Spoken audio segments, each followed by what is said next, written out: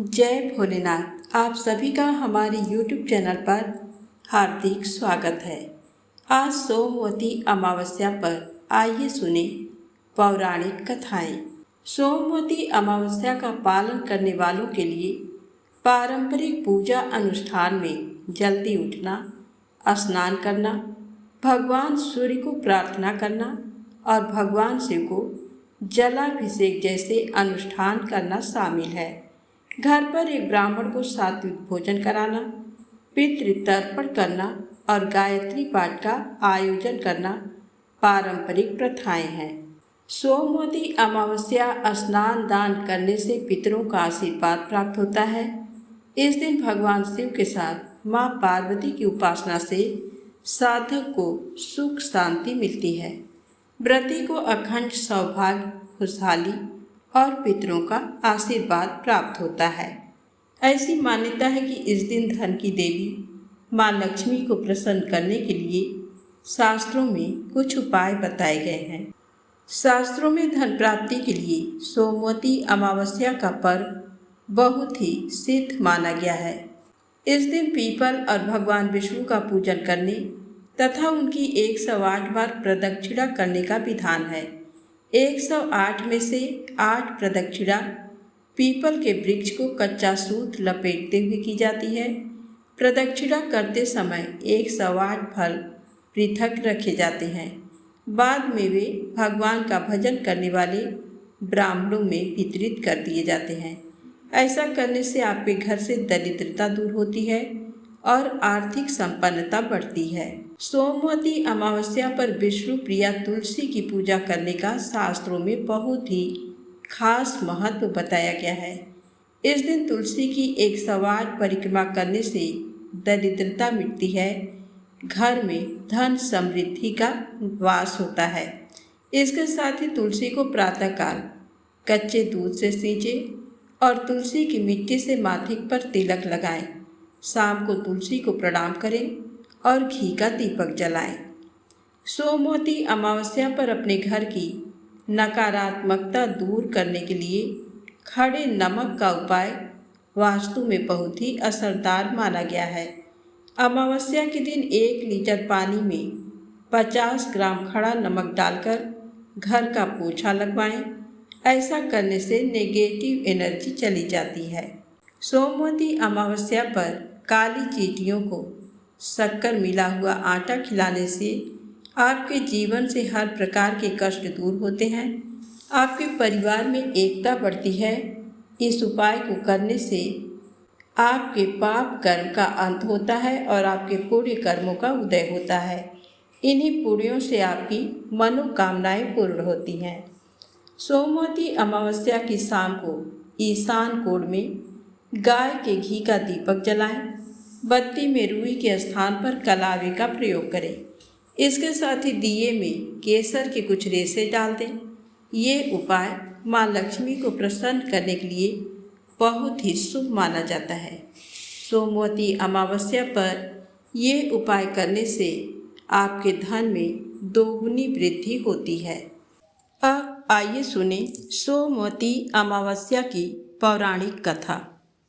एक साहूकार के 7 बेटे, 7 बहू और एक बेटी थी।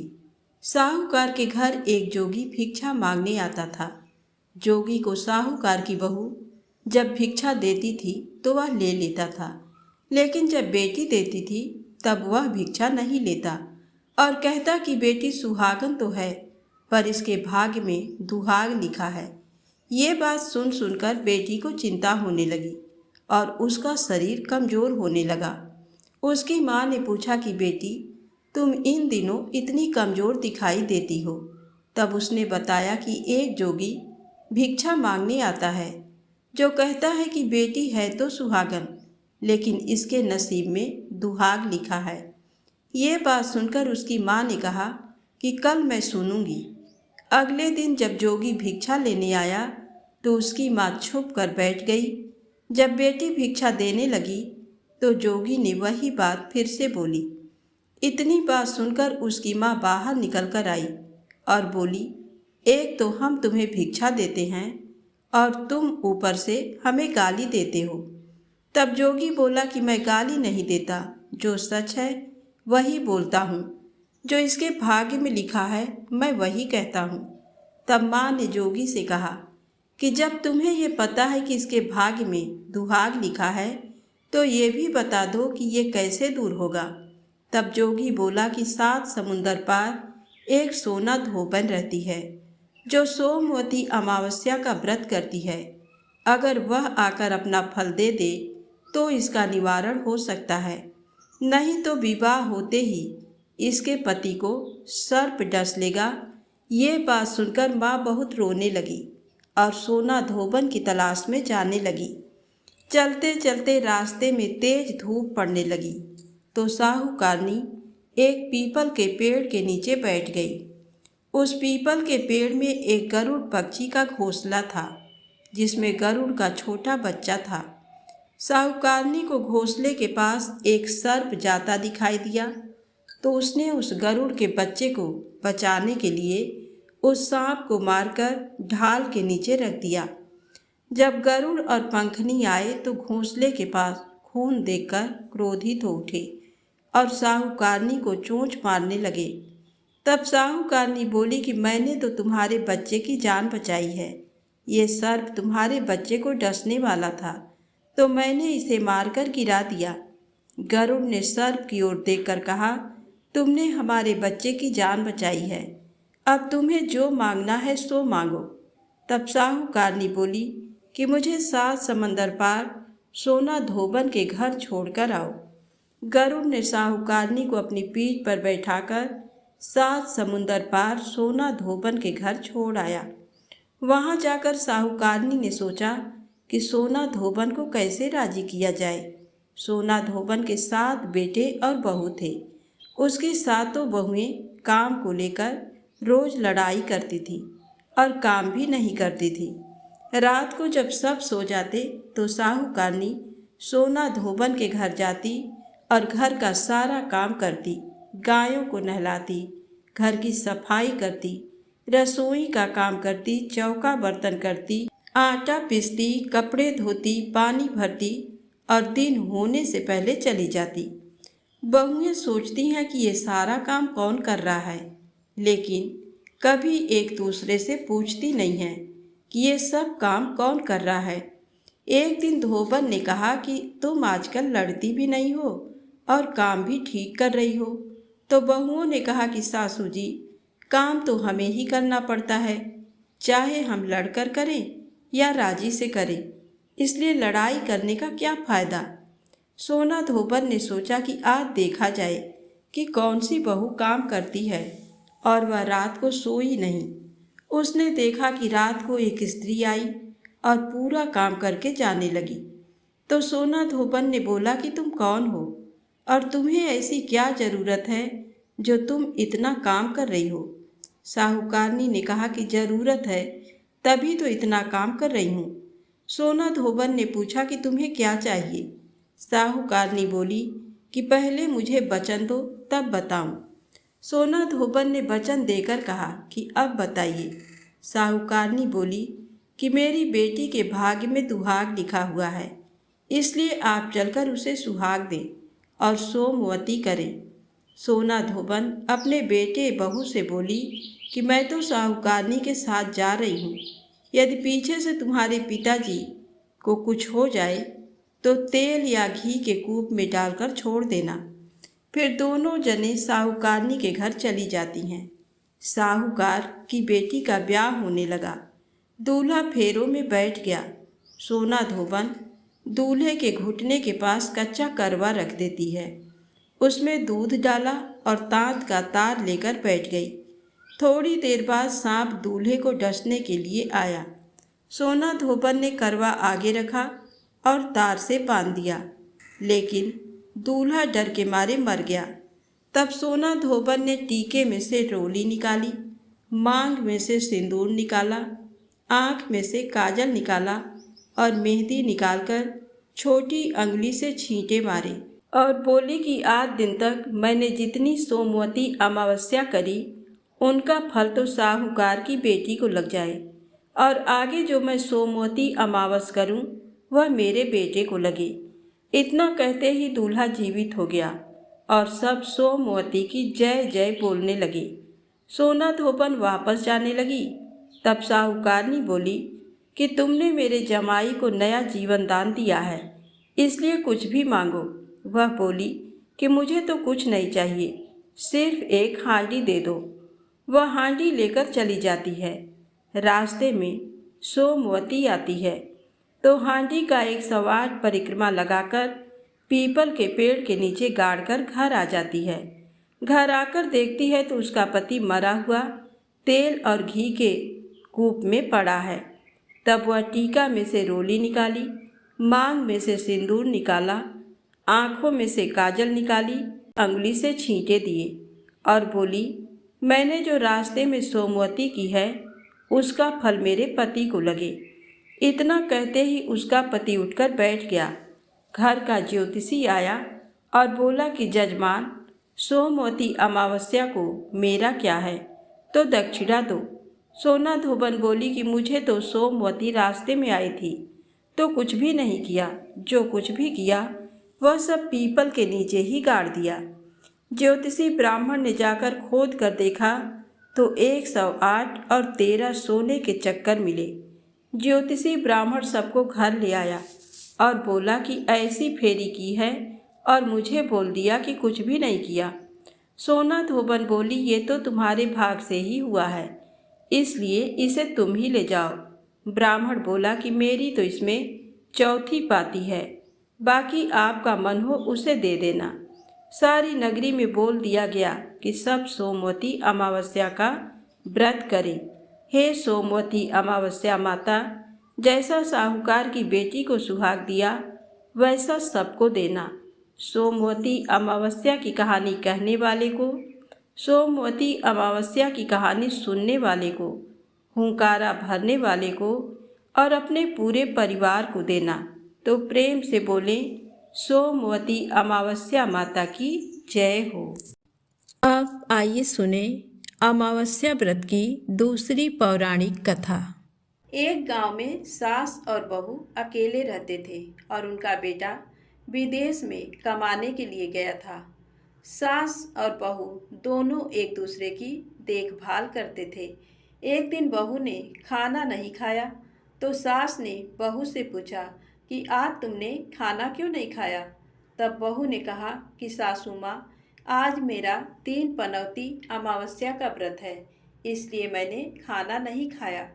तब सासू ने कहा कि बहू, ये व्रत क्या होता है और ये व्रत करने से क्या फल मिलता है, मुझे भी समझाओ। तब बहू ने कहा कि सासू माँ, 3 पनौती अमावस्या का व्रत करने से बहुत पुण्य मिलता है।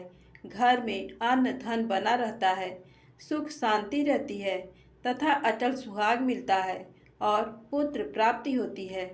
इस व्रत में प्रत्येक वर्ष अलग अलग खाना खाया जाता है और विष्णु भगवान के मंदिर में चढ़ाया जाता है या फिर किसी ब्राह्मण को दान दिया जाता है। इस व्रत में पहले साल शक्कर, घी और चावल से बना खाना खाया जाता है। पहले साल व्रत पूर्ण होने के बाद 1.25 किलो चावल और 1 कटोरी घी तथा 1 कटोरी शक्कर का दान किसी ब्राह्मण को दान दिया जाता है। दूसरे साल जौ, घी और शक्कर से बना खाना खाया जाता है। जब दूसरे साल व्रत पूर्ण हो जाए तो 1.25 किलो जौ, 1 कटोरी घी तथा 1 कटोरी शक्कर किसी मंदिर में चढ़ाएं या फिर किसी ब्राह्मण को दान देना होता है।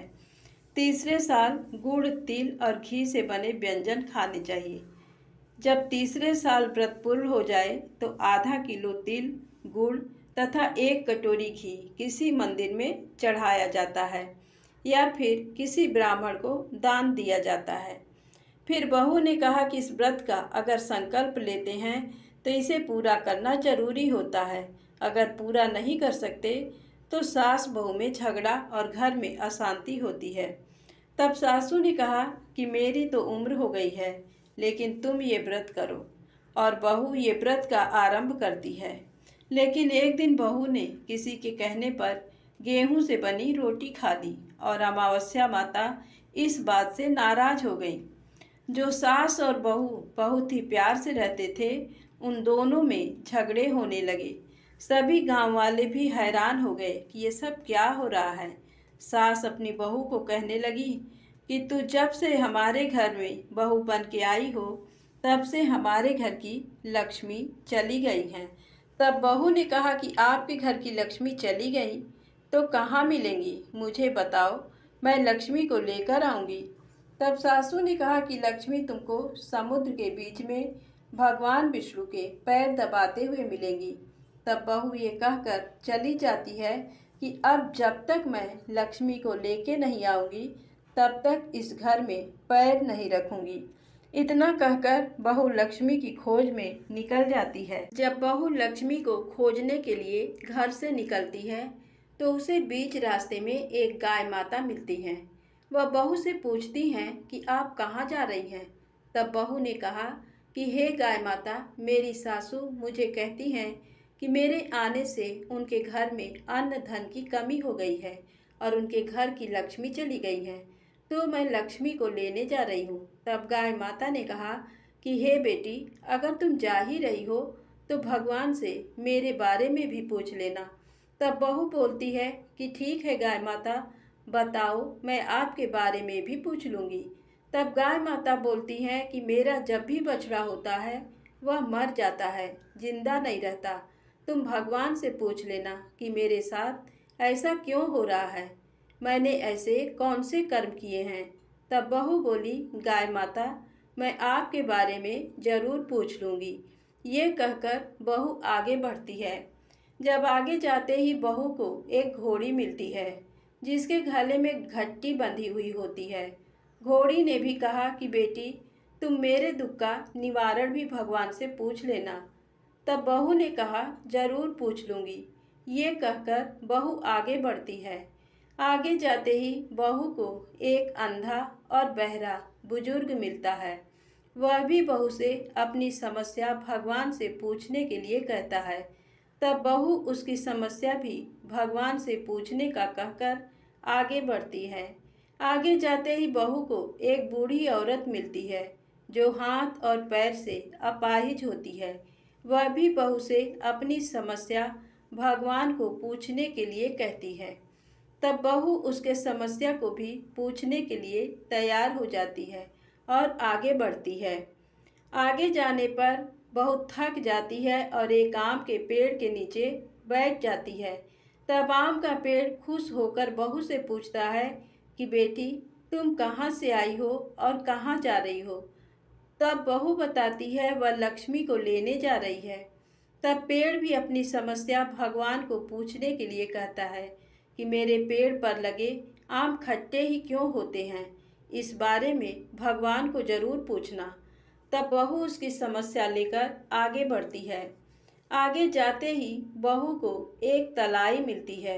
वह भी बहू को बताती है कि तुम भगवान से पूछना कि मेरे तलाई का पानी इतना मैला क्यों है, कोई भी इसे नहीं पीता है। तब बहू कहती है, ज़रूर पूछ लूँगी, और कहकर आगे बढ़ती है। बहुत दिन जंगल में चलते चलते बहुत थक जाती है। उसे भूख भी लगी होती है, लेकिन खाने को नहीं मिलने से वह थक जाती है और जंगल में बेहोश हो जाती है। उसी समय भगवान विष्णु और माता लक्ष्मी वहाँ विचरण करते हुए आते हैं। तब माता लक्ष्मी विष्णु जी से कहती हैं कि हे नाथ, ये आपकी बहुत बड़ी भक्त है, आप इसके दुखों का निवारण करो। तब भगवान विष्णु कहते हैं कि इस संसार में बहुत से जीव दुखी हैं, सभी अपने अपने कर्मों का फल भोग रहे हैं, किस किस के दुख का निवारण मैं करूं। तब माता लक्ष्मी ने विष्णु जी से विनती की और कहा कि वह भूखी प्यासी है और इसे यहाँ अगर ऐसे ही छोड़ दिया तो जंगली जानवर उसे अपना शिकार बना देंगे। माता लक्ष्मी की बात सुनकर भगवान विष्णु एक साधु का वेश धारण करते हैं और बहू के पास जाते हैं और होश में लाते हैं। बहू के होश में आते ही साधु वेश में भगवान उससे पूछते हैं कि वह यहाँ क्यों आई है और कहाँ जा रही है। तब बहू पूरी बात बताती है। उसकी बात सुनकर भगवान विष्णु और माता लक्ष्मी प्रकट होते हैं। उनके साथ अमावस्या माता भी प्रकट होती हैं। बहू उनके चरणों में गिरकर वंदन करती है। अमावस्या माता बहू को कहती हैं कि बेटी, तूने मेरे व्रत को खंडित किया है, इसी की सजा मिली है।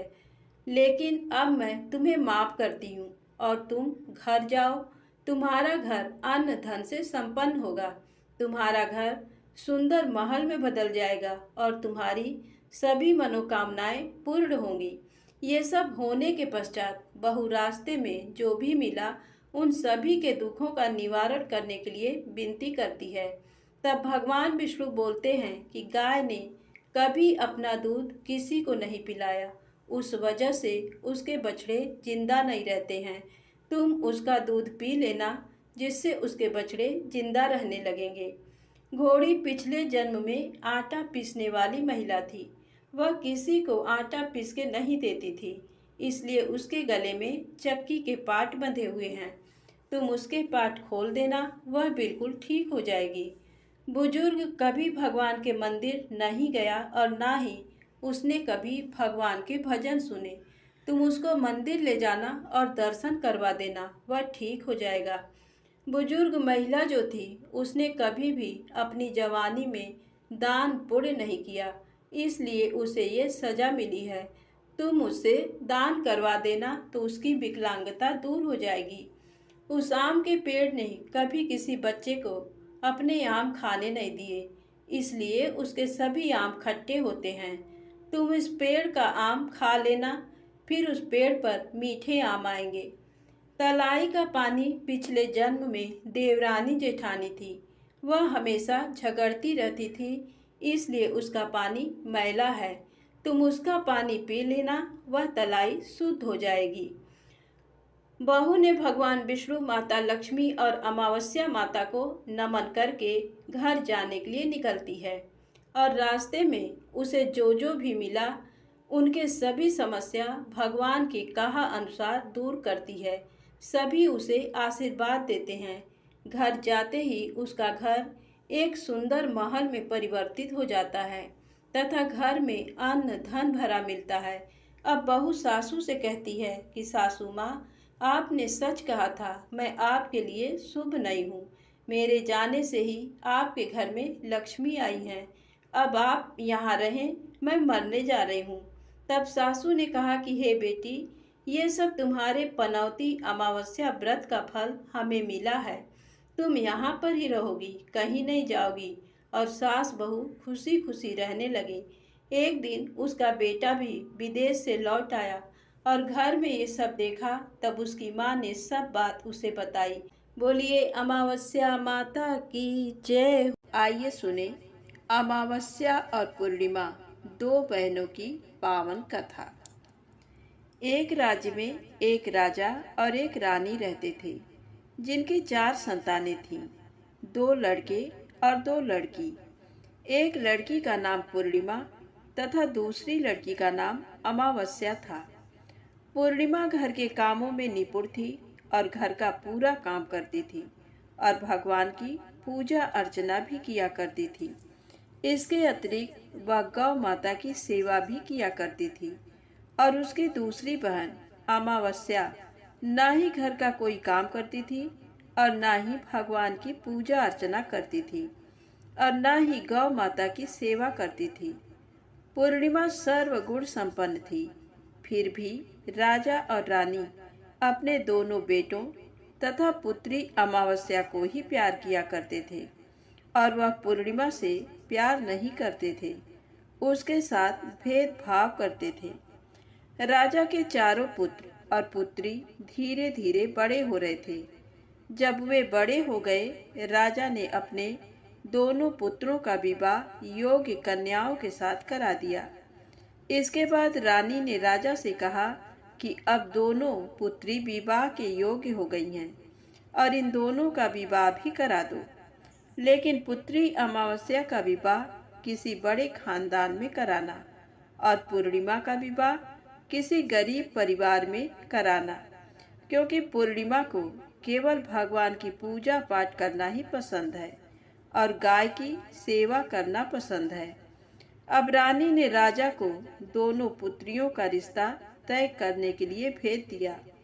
राजा ने अपने पड़ोसी राज्य में जाकर वहां के राजा के पुत्र से अमावस्या का रिश्ता तय कर दिया और वहीं पास के गांव में जाकर एक गरीब परिवार के लड़के से पुत्री पूर्णिमा का रिश्ता भी तय कर दिया। ये सारी बात जाकर राजा ने अपनी रानी से बताया तो रानी ये सोचने लगी कि अब देखते हैं कि भगवान इसकी मदद कैसे करते हैं। ये बहुत पूजा पाठ करती है और भगवान में मगन रहती है। पूर्णिमा का भाई उसकी भाभी पूर्णिमा से बहुत प्यार करते हैं क्योंकि पूर्णिमा उनके घर के कामों में उनका साथ देती है और कामों में उनका हाथ बटाती है और यही उनकी दूसरी बहन अमावस्या उन पर अपना रोब जमाती है और घर का कोई कार्य नहीं करती। कुछ समय बीत जाने के बाद दोनों पुत्रियों का विवाह हो जाता है। राजा और रानी विवाह के बाद अपनी दोनों पुत्रियों को विदाई देते हैं। विदाई देते समय राजा और रानी पुत्री अमावस्या को बहुत सारा धन और दौलत देकर विदा करते हैं और पूर्णिमा को कुछ भी नहीं देते, खाली हाथ अपने घर से विदा करते हैं।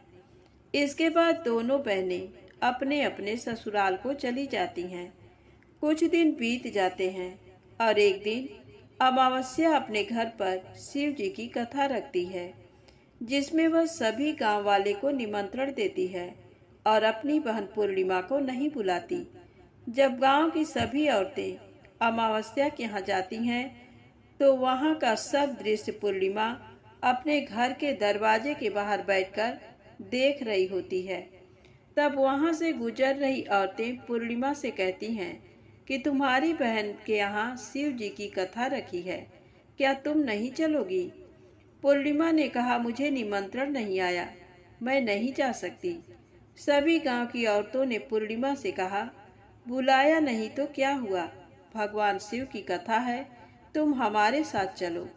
गांव की सभी औरतों की बात मानकर पूर्णिमा भी उनके साथ भगवान शिव की कथा में अमावस्या के घर चली जाती है। जब अमावस्या की नज़र पूर्णिमा पर पड़ती है तो वह कहती है कि तुम यहाँ कैसे चली आई, मैंने तो तुम्हें बुलाया नहीं था। खैर कोई बात नहीं, अब तुम आ ही गई हो तो चुपचाप बैठी रहना। और ये कहते हुए अमावस्या ने पूर्णिमा की गरीबी का भी मजाक उड़ाया।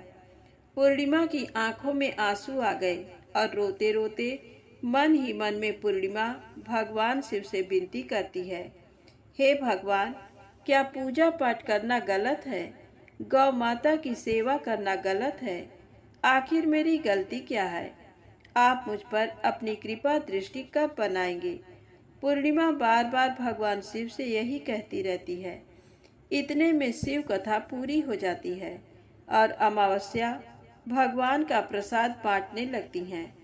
वह सभी लोगों को प्रसाद देती है, लेकिन पूर्णिमा को वह प्रसाद नहीं देती। पूर्णिमा बिना प्रसाद के ही अपने घर लौट जाती है। रास्ते में वो ये सोचते हुए चलती है कि यदि बच्चे उससे कथा का प्रसाद मांगेंगे तो वह उन्हें क्या जवाब देगी। उसने सोचा था कि वह अपने मायके, अपने भाई और भौजाई के यहाँ जाएगी और वहाँ जाते हुए बच्चों के लिए कुछ लेकर जाएगी। ऐसा सोचते हुए वह अपने घर वापस लौट आई। घर वापस लौटकर आने के बाद वह अपने पति और बच्चों से कहती है कि वह अपने मायके जा रही है। पति ने कहा ठीक है और कुछ समय के बाद पूर्णिमा अपने मायके के लिए रवाना हो गई। चलते चलते रास्ते में एक चबूतरा आया जिस पर तुलसी का पौधा लगा था। उस चबूतरे पर एक बूढ़ी अम्मा बैठी हुई थी। वह कोई और नहीं, साक्षात तुलसी माँ थी। उस बूढ़ी माता ने पूर्णिमा से कहा, बिटिया तुम कौन हो और कहाँ जा रही हो? पूर्णिमा अपना परिचय देती है। परिचय देने के बाद बूढ़ी औरत ने पूर्णिमा से कहा कि यहाँ तुलसी का पौधा सूख रहा है, इसमें थोड़ा सा पानी डाल दो और इस चबूतरे की साफ सफाई कर दो, जिससे मुझे थोड़ी ठंडक मिलेगी। पूर्णिमा ने कहा कि ठीक है माँ, मैं तुलसी में पानी डाल देती हूँ। और कहा कि साफ सफाई भी कर देती हूँ। पूर्णिमा ने साफ सफाई करने के बाद बूढ़ी अम्मा को भी नहला दिया और बूढ़ी अम्मा की भी सेवा की, उनके पैर दबाए और बूढ़ी अम्मा से कहा कि माँ जी, और बताइए मैं आपकी क्या सेवा करूं? और कोई काम है तो बता दीजिए, मैं कर दूंगी। बूढ़ी अम्मा ने कहा, कुछ नहीं, अब तुम जाओ और वापस जाते समय मुझसे मिलते हुए जाना। पूर्णिमा ने बूढ़ी अम्मा से कहा, ठीक है माँ, मैं जाती हूँ। वापस आते वक्त आपसे मिलते हुए जाऊंगी। कुछ समय आगे चलने के बाद एक शिव मंदिर आया।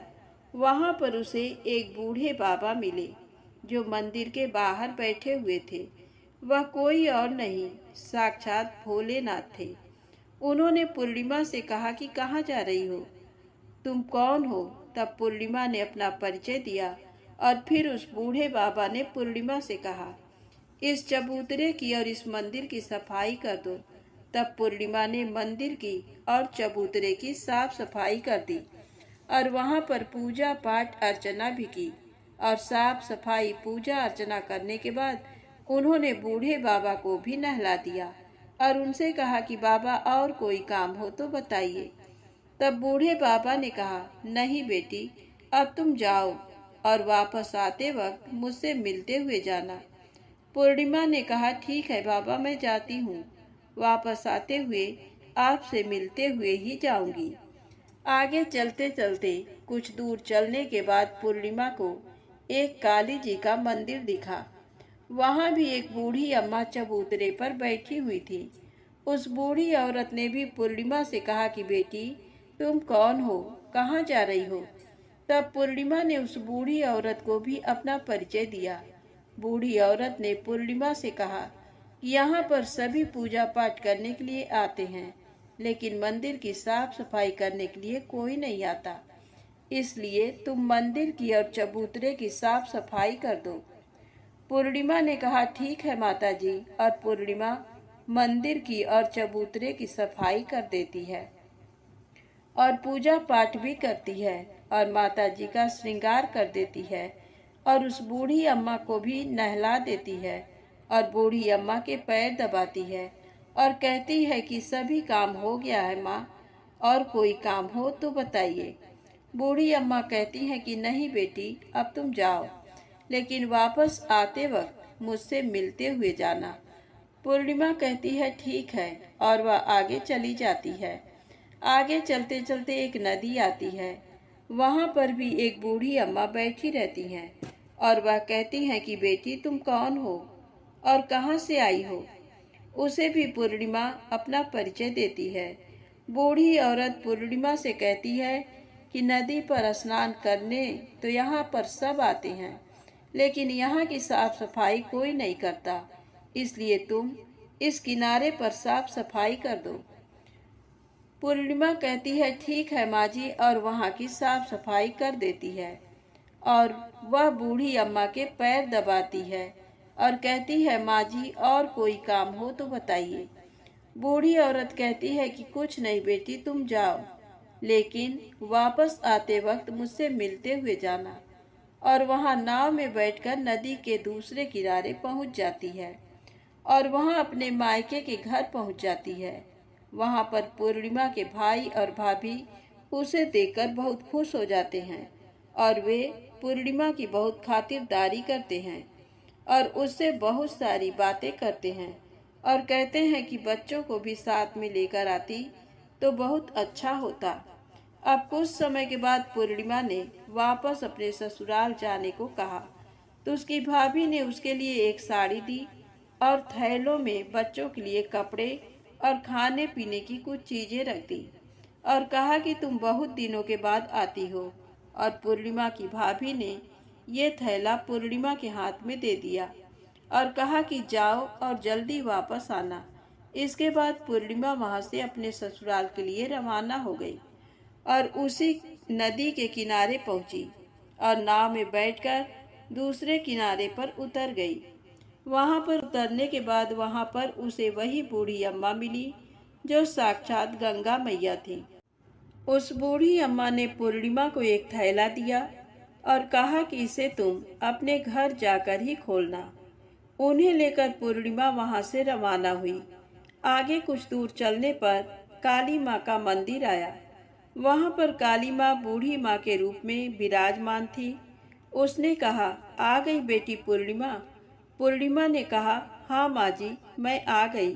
तो काली माँ ने उसे एक थैला दिया और कहा, तुम ये थैला अपने घर जाकर खोलना। अब पूर्णिमा के पास 3 थैले हो गए थे। तीनों थैली लेकर पूर्णिमा आगे बढ़ी। कुछ दूर जाने पर शिव जी का मंदिर आया, जहाँ बूढ़े बाबा के रूप में शिव जी स्वयं विराजमान थे। बूढ़े बाबा ने कहा, पूर्णिमा तुम वापस आ गई। पूर्णिमा ने कहा, हाँ बाबा, मैं वापस आ गई। बूढ़े बाबा ने भी पूर्णिमा को एक थैला दिया और कहा कि ये थैला तुम घर जाकर ही खोलना। पूर्णिमा ने कहा, ठीक है। अब पूर्णिमा के पास 4 थैले हो गए। पूर्णिमा एक साड़ी में चारों थैलों का एक गट्ठर बना ली और सर पर रखकर वहां से रवाना हो गई। कुछ दूर जाने के बाद उसे तुलसी माँ बूढ़ी औरत के रूप में मिलती हैं और कहती हैं, पूर्णिमा तुम आ गई। पूर्णिमा कहती है, हाँ माँ जी, मैं आ गई। वह बूढ़ी औरत भी उसे एक थैला देती है और कहती है कि ये थैला तू अपने घर जाकर ही खोलना। पूर्णिमा कहती है, ठीक है माँ जी। अब पूर्णिमा के पास 5 थैले हो गए थे। पूर्णिमा वहां से रवाना हुई तो वापस अपने घर पहुंच गई। पूर्णिमा ने थैले को नीचे रखा और सबसे पहले अपने मायके का थैला खोलकर देखने लगी। उसमें बच्चों के लिए अच्छे अच्छे कपड़े और खाने पीने की चीजें थीं और उसमें कुछ गहने भी थे। पूर्णिमा ने कपड़े अपने बच्चों को दे दिए और खाने पीने की चीजें भी बच्चों को दे दी। बच्चे ये सब पाकर बहुत खुश हुए। पूर्णिमा ने दूसरा थैला खोला जो उसे गंगा माँ ने दिया था। उसमें ढेर सारे हीरे जवाहरात, सोना चांदी थे। इसके बाद अब पूर्णिमा ने तीसरा थैला खोला जो उसे काली माता ने दिया था। उसमें बहुत सारा सोना श्रृंगार का सामान भरा हुआ था। इसके बाद पूर्णिमा ने चौथा थैला खोला जो उसे भगवान शिव ने दिया था। उसमें बहुत सारा धन संपत्ति भरा हुआ था और बहुत सारी खुशियां भरी हुई थीं। इसके बाद अब पूर्णिमा ने 5वां थैला खोला जो उसे तुलसी माँ ने दिया था। उसमें चावल, दाल और 7 प्रकार की खाने की चीजों से भरा हुआ था। अब पूर्णिमा के घर में किसी भी चीज की कमी नहीं थी। उसका घर धन धान्य से भरा हुआ था और परिपूर्ण था। अब पूर्णिमा और उसका परिवार सुख में जीवन व्यतीत करने लगा। अब पूर्णिमा के मन में विचार आया कि क्यों न शिव जी की कथा कराई जाए और शिव जी की कथा में एक कार्यक्रम रखा। पूर्णिमा ने गांव के सभी लोगों को निमंत्रण दिया और घर घर जाकर सभी लोगों को बुलाया। पूर्णिमा अपनी बहन अमावस्या के घर भी गई और अमावस्या को भी शिव जी की कथा के लिए उसने अपने घर पर बुलाया। जब अमावस्या पूर्णिमा के घर शिव जी की कथा में आई तो उसने देखा कि पूर्णिमा के घर में किसी भी चीज की कोई कमी नहीं है। इतना सारा धन दौलत देखकर अमावस्या आश्चर्यचकित हो गई। उसने पूर्णिमा से कहा कि तुम्हारे घर में इतनी धन और दौलत कहाँ से आई?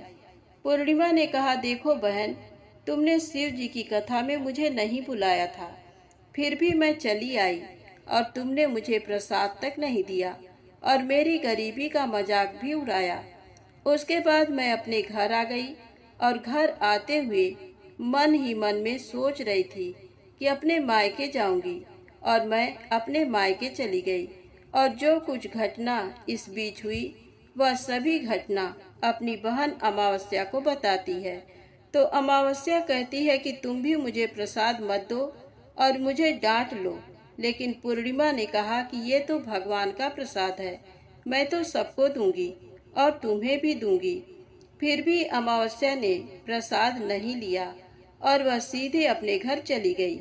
घर जाकर अपने बच्चों से कहकर वह अपने मायके जाने के लिए तैयार हो गई और मायके के लिए निकल गई।